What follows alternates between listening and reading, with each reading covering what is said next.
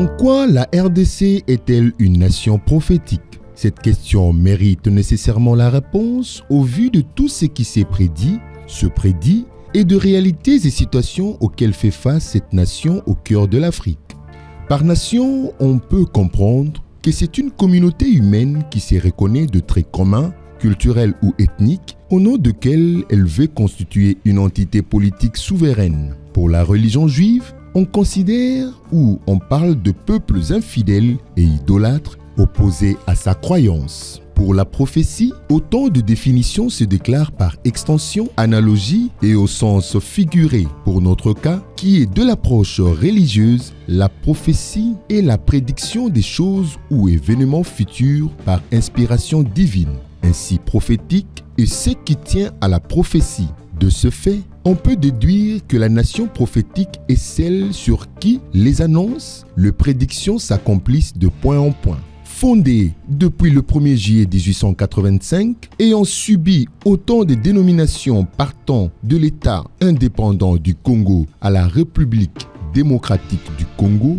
cette nation est l'une des plus grandes dont la population confesse la foi à l'être divin et à majorité chrétienne à un taux estimé à plus de 80%. Une foi qui prône l'amour, la paix, la justice, le travail et diverses vertus de probité. Cependant, elle vit l'obscurité de ténèbres promis aux méchants avec l'apparition d'une représentation sur le pavement d'une synagogue, un ancien temple de la ville de Capernaum en Israël, identifié comme étant la carte géographique de la République démocratique du Congo. Des questions se sont ajoutées. En quoi est-ce une carte de la RDC? Qui l'a sculptée? Quand, comment et pourquoi se retrouve-t-elle là? Quel est le message derrière tout cela? Comment comprendre qu'avec une panoplie de mouvements religieux, de multiples activités religieuses de dédicace de la nation, rien ne va au mieux? Quel est l'impact de ministère et surtout prophétique? Quel est l'impact du ministère chrétien sur la nation? À ces questions, nous tenterons d'avoir de réponses sur le chemin de la vérité.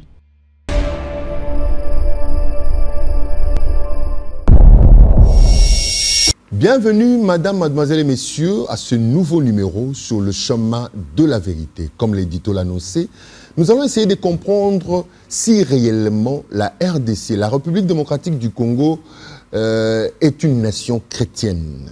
Des questions se posent avec, comme on l'a annoncé, cette représentation artistique, sculpturale, de cette carte sur le pavé de cette synagogue au niveau de Capernaum en Israël, avec notre invité, l'apôtre Turland Yoshua Mbele, leader du ministère Vert Pâturage, que vous avez eu l'occasion de découvrir dans nos différents programmes, entre autres Ma Vie, ces magazines portraits qui nous présentent de grands acteurs dans les différents domaines de la vie.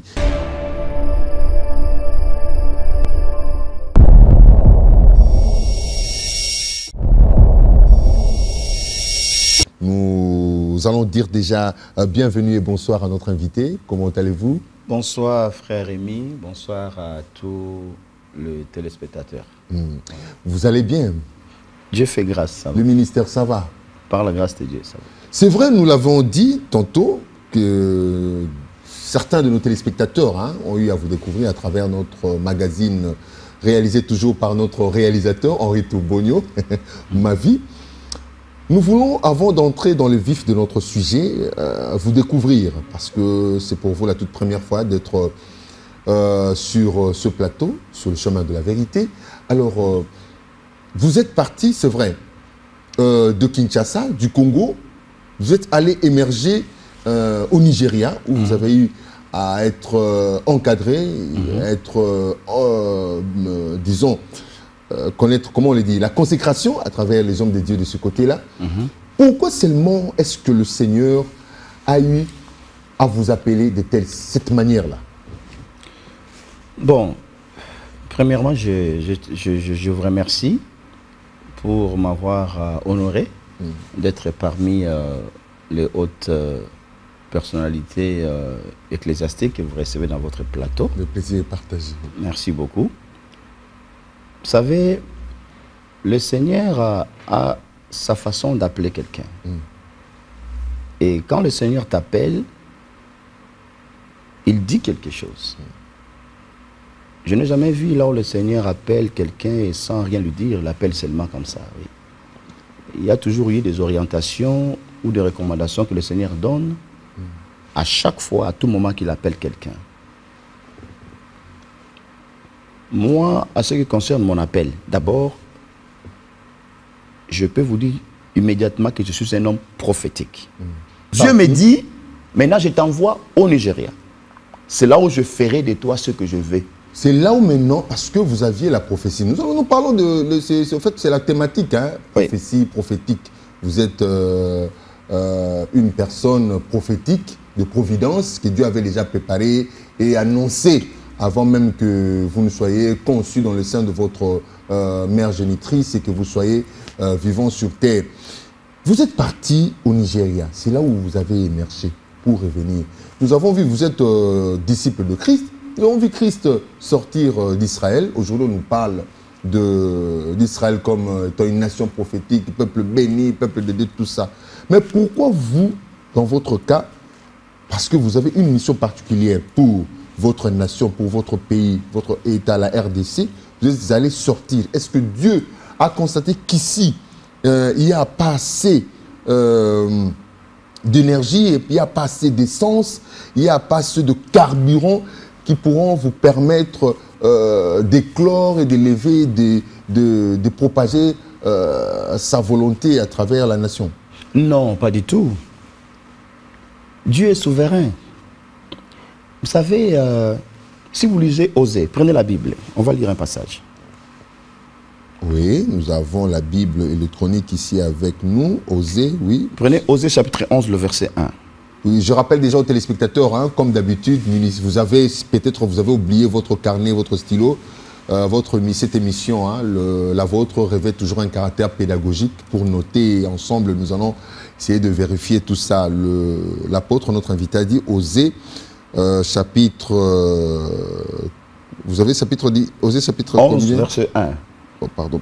Le premier verset, vous pouvez lire ça. Osée, chapitre 11, verset 1.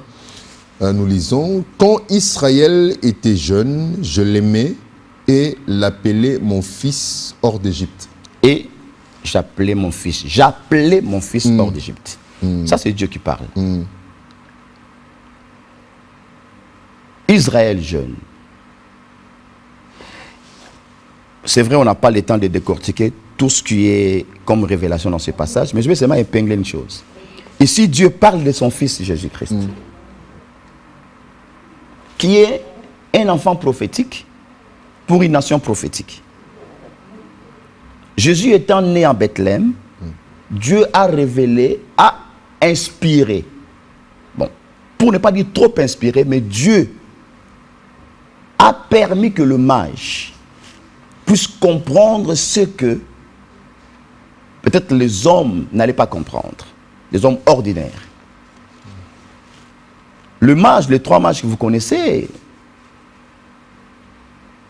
ils ont vu une étoile qui était différente des autres. Et ils ont lu une écriture. Comment est-ce qu'ils ont su qu'un roi venait de naître? C'est parce que dans cette étoile-là, il y avait une écriture. Le roi vient de naître. Où? En Israël. Ah voilà, vous le dites bien, vous le confirmez. Mais vous, vous avez émergé ailleurs. Écoutez. Christ a émergé. Écoutez d'abord, ne soyez pas pressés. Lorsqu'ils sont arrivés, l'étoile les guidait jusqu'à arriver en Jérusalem, au palais royal. Ils annoncent, c'est le roi. Nous sommes venus adorer le roi qui vient de naître. Le roi était étonné, stupéfait et tout ça. Roi, quel autre roi? Moi je suis là. On dit non, un enfant. Le roi dit ah bon? Le roi convoque le sacrificateur, le scribe, pour qu'il vérifie. Là nous sommes dans Matthieu chapitre 1.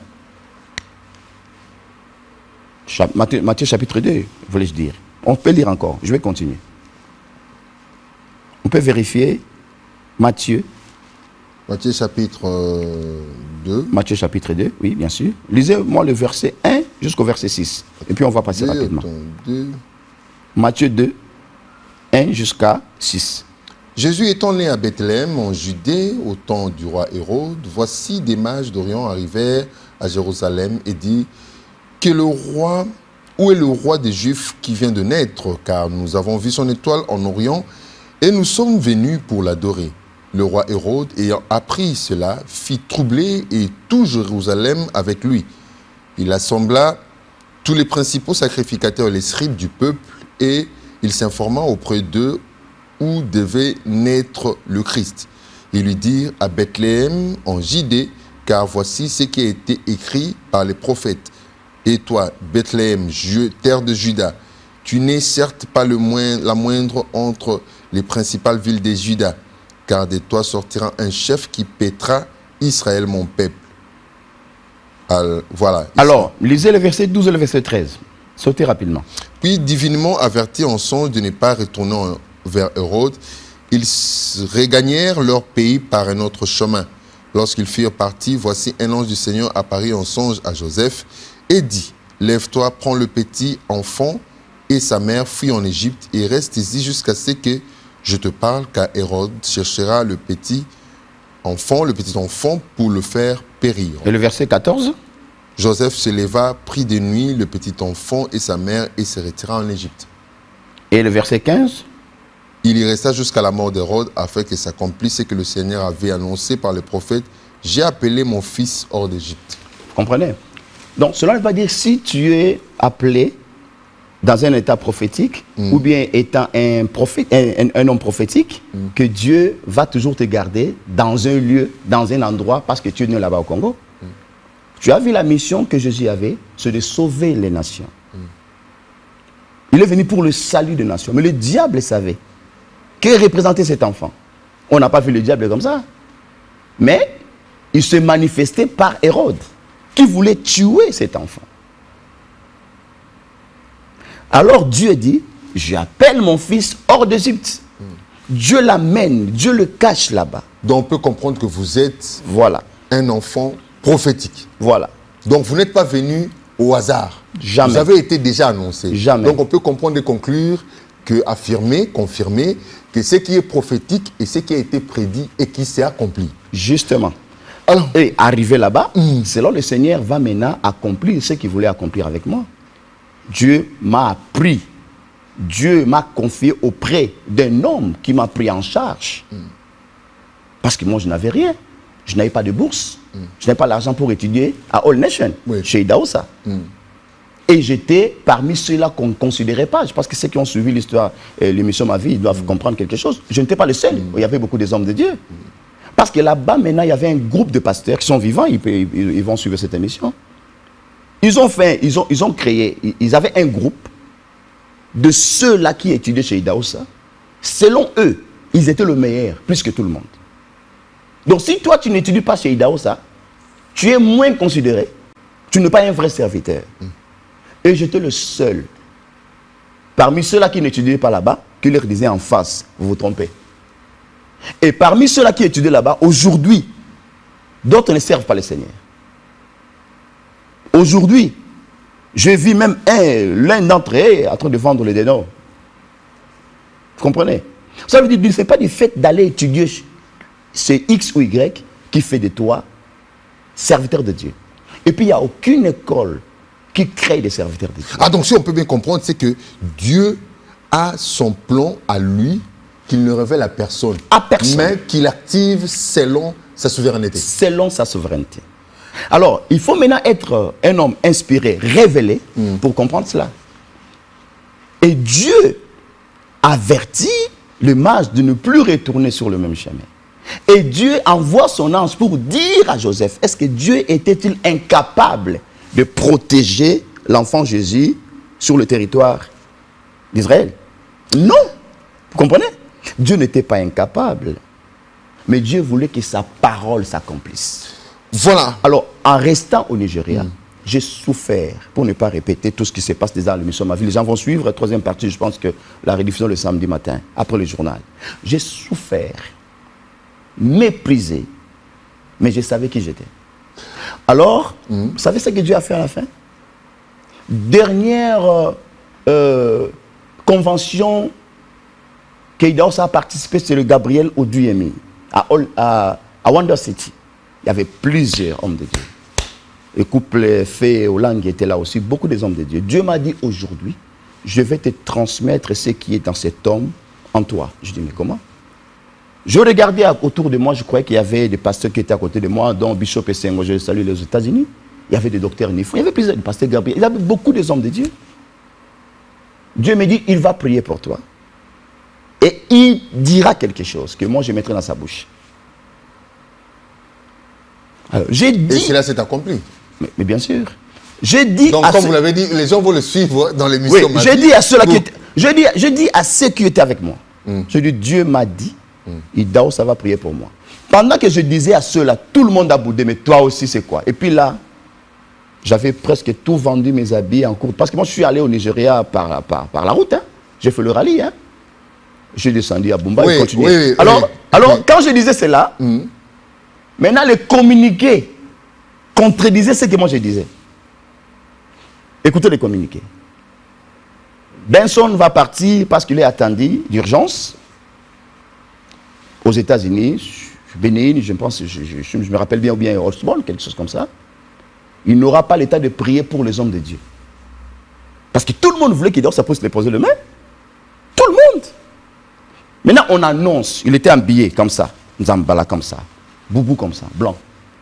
Vous sentez la gloire de Dieu lorsque cet homme-là est entré dans la salle.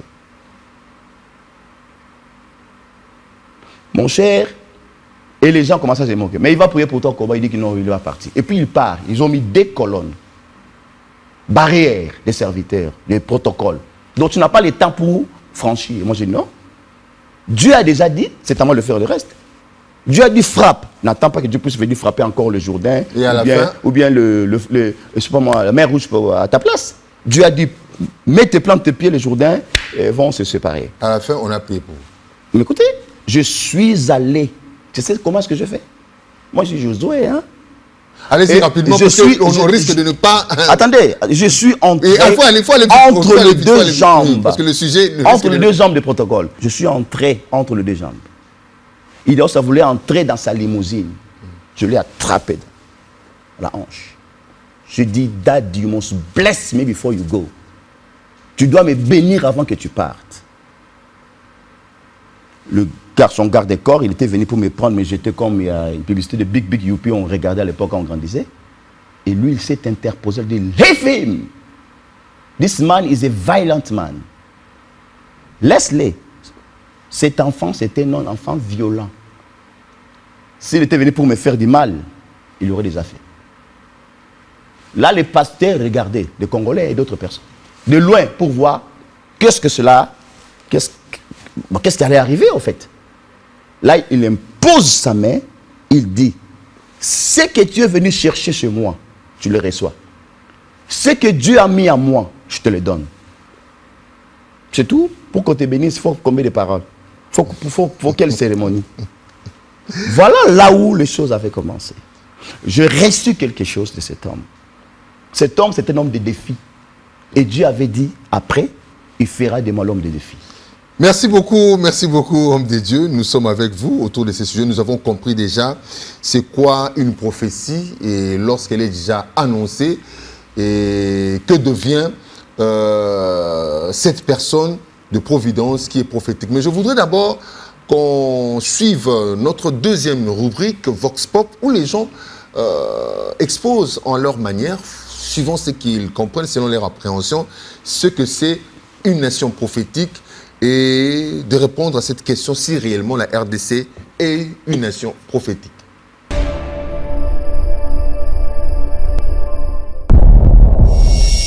Vous allez voir dans la Bible, Dieu annonce, dit à Abraham, je crois dans le livre de Genèse 12, il dit à Abraham ceci, quitte ton pays, ta parenté et la maison de ton père et va vers le pays que je te montrerai et je ferai de toi une grande nation. Et voilà, je bénirai et je rendrai ton nom grand et tu deviendras une bénédiction. Ça, c'est Dieu qui annonce à Abraham. Il donne même, c'est même un ordre. Quitte et vas-y dans le pays que je vais te montrer. Dieu fait un projet avec Abraham en prophétisant. Vas-y dans un pays, un projet ou va se réaliser dans le jour futur. Donc Dieu prophétise sur un endroit où son peuple sera abrité. Donc l'État d'Israël est créé par une prophétie. Dieu promet la terre des Canaan, qui jusque-là, une parenthèse aussi, les Canaan, ça fait aussi beaucoup des polémiques théologiques, scientifiques là-dessus, parce qu'on pense que la description telle qu'elle est donnée pour Canaan ne correspond pas au Canaan actuel.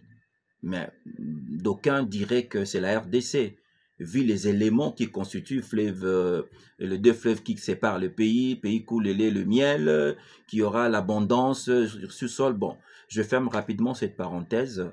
Donc, dans ce sens-là, c'est ça que je dis, c'est une nation prophétique parce que Dieu lui-même est l'investigateur. Il dit, je te montrerai. Donc, la nation a été créée, fondée par Dieu lui-même, qui donne, je te montre. Donc, c'est Dieu qui a montré. La RDC n'est pas une nation prophétique, ça n'engage que moi, c'est mon point de vue. La RDC, s'il faut nuancer, la RDC c'est une nation qui contient 2 prophéties, mais elle n'est pas une nation prophétique au regard de ce que je viens de peindre comme la nation d'Israël, une nation qui a été prophétisée et où Dieu a donné mission à Abraham. Abraham qui est le descendant de Sem, Noé, et Noé qui a hérité une période chaotique, où presque on ne pouvait pas dire qu'il y avait encore de nations et tout, mais il était question que Dieu puisse mettre de l'ordre. Et il prophétise par sa souveraineté que, voilà, je te promets, toi et ton peuple, mon peuple, habiterai dans ces pays. Pourquoi pas devenir une nation prophétique? Parce que Dieu dit, je suis venu chez le sien m'ont rejeté. Et voilà pourquoi aujourd'hui que nous trouvons salut. Si la terre que Dieu voulait en faire sienne, n'ont pas obéi à la voix de Dieu, à la prophétie de Dieu. Dieu est capable de trouver encore une autre terre pour son peuple, ou encore, trouver, je ne sais pas, une autre orientation. Mais il est souverain. Mais la RDC n'est pas une nation prophétique. Le Congo est une nation prophétique. J'ai dit oui. Le Congo est une nation prophétique. Le Congo devient une nation prophétique à cause de la parole de Dieu qu'on a prêchée au Congo. Une nation devient prophétique quand cette nation reçoit la parole de Dieu, quand cette nation accepte Jésus-Christ comme son sauveur, parce que je parle du christianisme, alors c'est ainsi que la nation qui a reçu la parole, pour mettre en pratique cette parole de Dieu, devient prophétique. La Bible nous dit que ce n'est pas par la volonté humaine qu'une prophétie a été annoncée, mais c'est poussé par le Saint-Esprit que les hommes ont parlé de la part de Dieu. Alors, quand le Saint-Esprit pousse le prophète dans les lieux où il se retrouve pour communiquer la volonté de Dieu, alors ceux qui écoutent cette parole, la parole le rend prophétique. Ce qui veut dire qu'ils ont reçu des promesses de Dieu. Beaucoup de prophètes de l'étranger ont parlé au sujet du Congo. Le prophète congolais et le prophétesse congolais ont prophétisé concernant le Congo. Alors, le Congo a des promesses. Le Congo, c'est un pays béni. C'est un pays d'Afrique et que Dieu aime. Alors, si vous allez lire Marc chapitre 16, verset 15 à 16, Jésus a dit, allez partout dans le monde, faites de toutes les nations mes disciples. Celui qui croira et qui sera baptisé sera sauvé. Celui qui ne croira pas sera condamné. Alors si vous regardez partout au Congo et la parole de Dieu est prêchée, il y a les gens qui ont crié au message de Jésus. Jean chapitre 3, verset 16 dit, Dieu a tant aimé le monde, il a donné son Fils unique, afin que quiconque croit en lui ne périsse point, mais qu'il ait la vie éternelle. Les Congolais ont accepté Jésus et ils ont obtenu la promesse du salut. Alors, le Congo est une nation prophétique. Le prophétique, c'est tout ce qui est lié à la prophétie ou au prophète.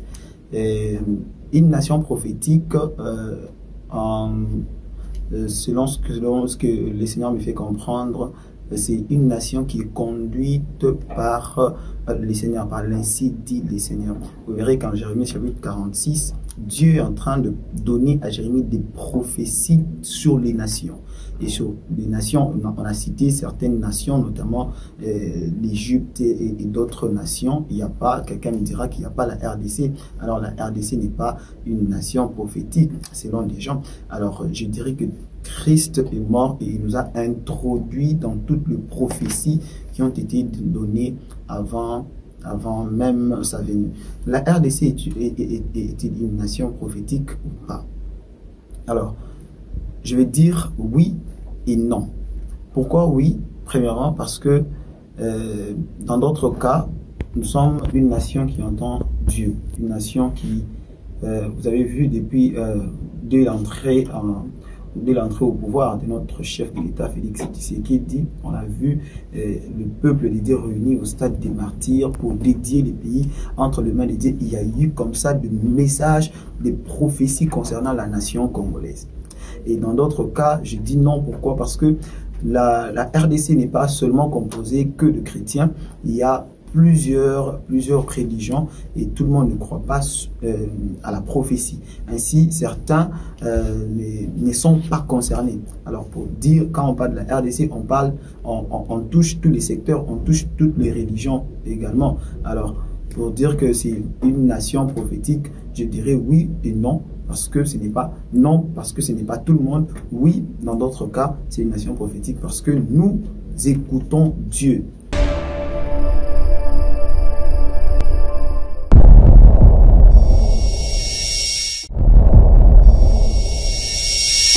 Voilà, nous sommes de retour. Nous signalons que nous sommes avec notre invité, l'apôtre Tchourlan Yoshua Mbele, qui est leader du ministère vers pâturage, avec qui nous allons tenter de répondre à cette question si réellement la RDC, la République démocratique du Congo, est une nation prophétique telle qui se déclare ça et là, avec cette apparition, cette représentation de soi-disant la carte géographique sous le pavement du temple du synagogue de Capernaum en Israël. Alors, apôtre, oui, c'est quoi d'abord une nation prophétique selon vous, de manière succincte? Tout ce qui est prophétique, c'est ce qui est d'abord inspiré de Dieu. On ne peut jamais parler de choses prophétiques si au départ Dieu n'est pas dedans. Si au départ Dieu n'a rien dit par rapport à cela. Si au départ, Dieu n'a fait aucune déclaration, ni aucune annonce. Dire une nation prophétique, cela veut dire quoi? C'est une nation qui regarde d'abord, qui se focalise sur Dieu. Et la nation prophétique, c'est par rapport à ce que Dieu a lui-même prévu pour cette nation. C'est que Dieu lui-même a choisi dans cette nation et c'est que Dieu lui-même prévoit de faire sur cette nation.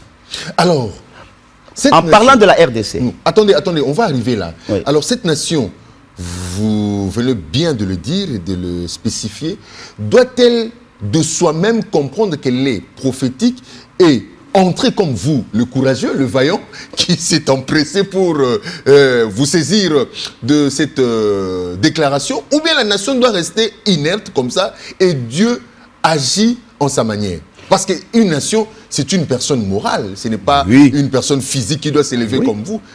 La nation, comment doit-elle se saisir de cette prédiction? Effectivement, c'est une très très bonne question, mon frère Rémi. Heureusement que vous êtes inspiré. Vous avez par vos questions, vous avez déjà donné l'une des réponses par vos questions. Ça veut dire Dieu suscite une personne pour que la personne fasse comprendre que cette nation n'est pas une nation comme toute autre nation. Et en parlant de la RDC, On ne parle pas d'abord de richesse, tout ce qu'on soit là, on reviendra après. Parlons d'abord de la personne qui a éveillé, qui a réveillé toute une nation, que Dieu pouvait agir au travers d'un homme. Moins. Simon Kimbangu. Vous comprenez? Tout homme prophétique, ou tout prophète sérieux, ne parlons pas des confessions religieuses ou des églises. Loin de là. Loin de là. Toute personne qui ne reconnaît pas prophète Simon Kimbangu comme étant un vrai et mandaté de Dieu pour cette nation, il doit beaucoup plus revoir ses prières et consulter Dieu encore. Je sais. Donc, si je comprends, lorsque vous parlez du prophète Simon Kimbangu, vous ne parlez pas de kimbanguisme, où il y a des dogmes, de principes, de confessions là, il faut religieuses. faire la part des choses. Je parle de l'homme prophète Simon Kimbangu, d'heureuse mémoire. Vous comprenez ce qu'il a fait. Ce que Dieu a fait dans la vie de cet homme. Et à travers de cet homme, nous avons même eu l'indépendance, n'oublions pas. C'est un homme qui a prédit même l'indépendance économique et indépendance politique. Et spirituelle même. Et spirituelle même. Parlant d'abord de la personne de Simon Kimbangu. Je ne parle pas de kimbanguisme. Pour vous réfléchir, pour vous dire, pour révéler quelque chose que beaucoup de gens peut-être entendront pour la première fois, peut-être beaucoup ont déjà écouté, peut-être d'une manière ou d'une autre, ce qui s'est passé en Kamba. Je vais citer le nom d'un homme de Dieu ici, parce qu'il était présent. Nous étions 3 personnes. Apôtre Patrick, que je salue en passant, il fait des émissions aussi il publie beaucoup des articles, il fait des vidéos sur Pour la Nation, tout ça. C'est lui qui était venu m'appeler. Il m'a dit, j'étais en prière. Dieu m'a dit que je vienne te voir pour que tu m'accompagnes en Kamba. Là, nous venions de terminer la Journée nationale d'Action de Grâce, dont j'étais même le coordonnateur adjoint chargé de mobilisation et de sensibilisation. JNAC. Je dis, je ne pars pas. Je suis en prière. Il a dit, s'il te plaît, tu peux consulter Dieu. Il te parle. Je dis, appelez-moi à 20h. Et à 20h, Dieu me dit, va. Mais Dieu me donne 2 signes. Il a dit, tu vas dire à ceux-là qui tuera avec eux. Premier signe, avant que vous quittiez ici, vous entriez au Congo central. Si tu vois les gouttes de pluie, entre. Si tu ne vois pas les gouttes de pluie, rentre. Dis à ceux-là qui vont t'accompagner. Le garde-corps, chargé de sécurité de son éminence, Simon Kimbangu, Kiangani, vivant. Apôtre Patrick, vivant. Et Dieu m'a donné 2e signe. Il a dit, lorsque vous allez arriver en Kamba, on ne t'accordera pas la parole. Tu vois comment est-ce qu'un homme prophétique fonctionne dans une nation prophétique? Ce n'est pas ce que les aventures que nous suivons aujourd'hui. Hein. Dieu te donne les signes. Par rapport à la représentation de la carte de la RDC au synagogue, parce que moi je suis un peu dubitatif, je me dis, bon, moi je peux me tenir sur une position, ça peut représenter la carte de notre nation. Quelqu'un peut se tenir sur une autre position par rapport aux orientations. Je vais vous donner la réponse à cette question-là dans moins de quelques secondes. Laissez-moi terminer cette partie, c'est très important. J'ai annoncé à mes amis, et Dieu m'a dit encore, lorsque vous allez arriver en Kamba, on ne t'accordera pas la parole. Mais à la fin, prends la parole. Tu diras ça, ça, ça, ça, ça, ça. Et lorsque tu vas terminer, tu vas lui dire ceci, que tu ne voulais pas venir. Mais c'est moi qui t'ai dit de venir. Et lorsque lui va prendre la parole, dis-lui de regarder d'abord sa fenêtre, de regarder d'abord l'apparence de l'extérieur. Et après, lorsqu'il va prendre la parole, dis-lui encore de regarder, le ciel va s'obscurcir et il y aura une pluie pendant 15 minutes. Ça, qui va le faire? À qui vous allez dire ça? À son éminence Simon Kimbangu. Il est vivant. Oui. Est-ce que tu peux mentir au nom de cet homme-là? Il est vivant encore. Je lui ai laissé ma carte. Je lui ai dit, voici ma carte. Il a dit ce qu'il a dit devant tout le monde, à la fin. Vous savez, au Congo, ici, il y a des gens qu'on appelle des réserves que Dieu n'a pas encore exploitées. Mais que les gens étouffent par mauvaise foi. Alors qu'on peut, ces gens-là, je ne parle pas de bon sel, ils sont nombreux, et nous sommes nombreux. Ils peuvent apporter quelque chose pour le pays. Pouvons-nous dire que la RDC est une nation prophétique? Oui, je le confirme. Écoutez, nous sommes arrivés, apôtre Patrick a pris la parole. Il connaissait ça. Je ne voulais pas manger. Il m'a dit, il faut manger. Si tu ne manges pas ici, on va... Bon, ok, j'ai mangé. Ici, il n'y a pas question de jeûne, il faut manger. Pour ne pas biaiser mon ami, je mangeais. À la fin, l'éminence nous reçoit. On a respecté le protocole. Apôtre Patrick a parlé par rapport à la mission qui lui était confiée. Moi, je l'ai assisté. Il a dit, ok, ils se sont arrangés. Après, il a dit, ok, son éminence, on a terminé, on va partir. Moi, je dis, non, on ne part pas. J'ai quelque chose à dire. L'éminence a dit, ok, tu peux parler. Je dis, je ne voulais pas venir. Pourquoi? Qu'est-ce que tu as vu de mauvais ici? Je dis, non. Voilà. Et je commençais à lui donner certaines prophéties. Lui rappeler certaines choses qui se sont accomplies d'ailleurs. On avait même surpris un homme en flagrant. Ce sont des choses que j'avais annoncées. Mais on n'a jamais passé sur la télé pour dire ça. J'ai resté en huis clos. Et je lui ai dit, Dieu m'a dit, lorsque moi je vais terminer à parler, lorsque vous allez prendre la parole, regardez votre fenêtre. Il y aura une pluie pendant 15 minutes. Il a dit, c'est vrai. Lorsque j'ai terminé, lorsqu'il a commencé à parler, je lui ai dit, regardez. Il a regardé. Lorsqu'il a commencé, la pluie a commencé. Et puis je lui ai dit ceci. Ce pays, c'est un pays prophétique.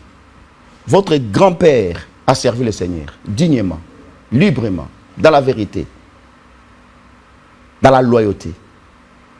Je lui ai posé la question, pourquoi vous écrivez Église de Jésus-Christ par son envoyé Simon Kimbangu sur la terre? Parce que votre grand-père croyait au Seigneur. Il a servi Jésus-Christ. Élevez le nom de Jésus-Christ. Parce que certaines choses de ce pays auront son accomplissement les jours où, là je le dis à la télé, que le nom de Jésus-Christ sera encore honoré, hautement cité, adoré, glorifié à haute voix en Kamba et partout où les églises qui m'agressent. Mais, pasteur apôtre, mais le nom de Jésus est élevé partout. Vous n'allez pas nous dire ça.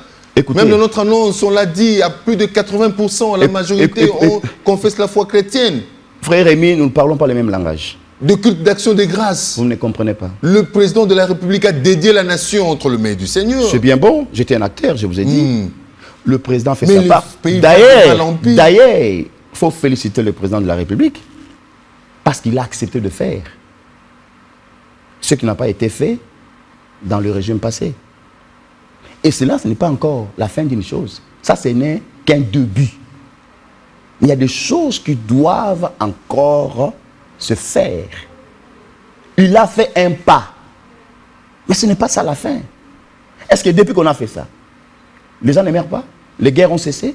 Non. Voilà, c'est ça même. Voilà. C'est pour vous dire que non. D'abord, il y a la vision de Dieu sur la nation RDC. Que les gens doivent comprendre. Que les hommes de Dieu qui pensent que faire ce qu'ils font, c'est ça. Connaître la vision de Dieu pour le pays, pour le pays, ils se trompent. Il y a des gens que Dieu a donné le mandat sur la nation.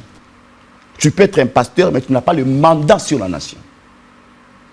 Tu peux être un apôtre, tu peux être un pasteur, tu peux être un évangéliste, mais tu n'as aucun mandat sur la nation. Mais tu as la mission de sauver les âmes, tu as la mission de gagner les âmes, et non pour engager une nation. C'est des choses différentes. Ce que Élie a fait, aucun prophète n'a fait. Parce qu'Élie avait un mandat sur la nation. Et Dieu lui a dit ce qu'il devait faire devant Akab. Rassembler les prophètes de Baal. Il donne les orientations. Voilà ce qu'on va faire. Qui a osé de le faire? Et dans ce pays, jusque-là, il y a encore personne qui ne s'est engagé en ce sens-là. Je vous dis, il y a des choses que vous ne connaissez pas. Dévoilez-nous. Vous voyez les gens qui sont en train de suivre la télé là, les pasteurs, qui sont dans les différentes provinces, appelez Lodja, Sankoro, appelez le pasteur de Kindu, Maniema, appelez le pasteur de Guado, de Norubangi. Donc, vous voulez nous dire que vous êtes, comme on le voit ici sur cette photo, avec ce patriarche, les noms, papa qui est décédé à l'âge de 156 ans. Voilà. Donc, il est de la génération de Papa Simo Kimba. Voilà. Et cet homme-là, c'est lui qui a même annoncé, il a même prié pour Nyerere Nyerere, Jomo Kenyatta. Ce papa-là, il était ici. En 2018, il était ici. Moi, je ne le connaissais pas. J'étais invité pour participer. J'ai cédé mes micros, ma chair, les instruments. Et j'étais le modérateur. Et celui qui m'avait appelé, vous savez c'est qui encore? C'est l'apôtre Patrick toujours. Et je suis venu. À la fin, nous sommes allés même chez le premier ministre du Bruno Chibala. Nous avons réussi, j'étais dans la délégation, les photos sont là. C'est un homme prophétique, un homme mystérieux. Tout homme prophétique, c'est un homme mystérieux. Et ce mystère-là, c'est Dieu seul qui le détient. Je peux vous dire une chose. Dieu m'a dit, tu vaux 10 personnes. Comment tu peux comprendre ça? Moi, je suis moi-même. Il me dit que toi, tu vaux 10 personnes. Ça veut dire, celui qui te tue, il se tue et 9 autres personnes mourront dans sa famille. Donc, il y a des choses, si on dit voilà, on exagère. Parce que toute chose n'est pas à dire. Je vais vous dire une chose. Cet homme-là, Mouzé Petro Sanja, il est parti. Moi, je suis resté. Mais Dieu l'a révélé et Dieu m'a dit, va voir cet homme. Bientôt, il va mourir. Et il y a des choses qu'il fera pour toi avant qu'il puisse mourir. Vous avez vu les photos, non? Je suis allé jusqu'à Makobola, là où il habitait. Parce qu'il était résident d'abord au Kenya et puis en Tanzanie. Voilà, ça c'est à l'hôpital. Moi je suis là avec le nez, là, avec le cache-nez. Celui qui est de l'autre côté là-bas, c'est son interprète tanzanien. De l'autre côté, c'est le docteur, là, il est encore vivant. C'est moi qui avais amené le docteur pour qu'il puisse prier pour lui.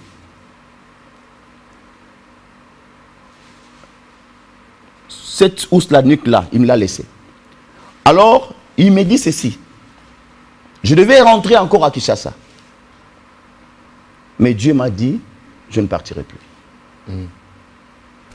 Va à Kinshasa. Là, nous sommes au mois de mars.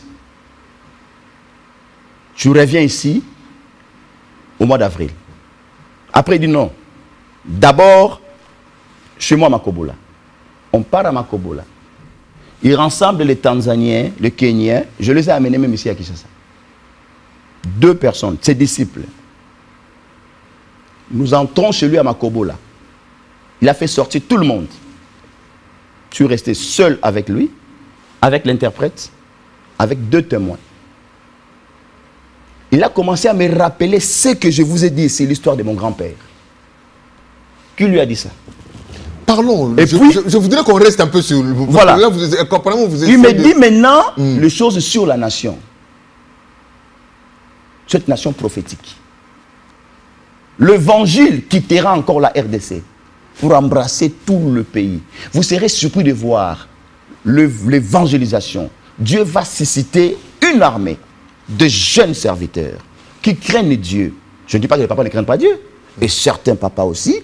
L'évangile que nous avions reçu là, nous allons encore les exporter. Partout. Ça sera par les conseils religieux, ça sera, mais des vrais. Ça sera par les vrais serviteurs qui vont annoncer l'évangile, sans intérêt, non pour leur ventre, mais pour le salut et la gloire de Dieu. Et que dites-vous de la carte à la synagogue de Capernaum? Alors, est-ce une machination? Parce que certains disent que non, comme Capernaum a été maudit, la RDC est maudite. D'autres disent que non, comme c'est en Israël, donc la RDC est une nation bénite. Vous savez qu'il n'y a que 2 pays au monde ici, 2 pays seulement, qui ont vécu la guerre de 6 jours. Il n'y a que Israël et la RDC. Est-ce que vous le savez? Il y a eu la guerre de 6 jours en Israël, où le pays arabe qui l'entoure ont combattu Israël pendant 6 jours. Ils se sont battus dans la terre, sur le territoire d'Israël. 6 jours. Il y a la guerre des 6 jours qui s'est passée ici en RDC, où l'armée ougandaise, l'armée rwandaise sont battues à Kisangani. Moi, je vis l'impact de balles. Jusqu'aujourd'hui, vous allez à Chopo, vous allez vivre ça. Il n'y a que 2 pays. C'est une coïncidence? C'est une chose prophétique. Pour comprendre cela, tu dois avoir la révélation.